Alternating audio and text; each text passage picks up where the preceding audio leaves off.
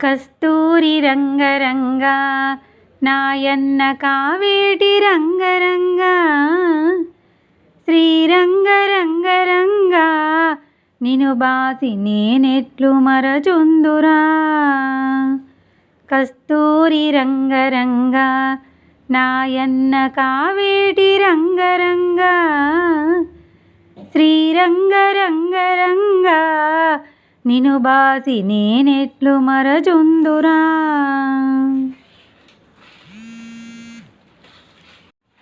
కంసుని సంహరింప సద్గురుడు అవతారమెత్తెనప్పుడు దేవకీ గర్భమునను కృష్ణావతారమై జన్మించెను.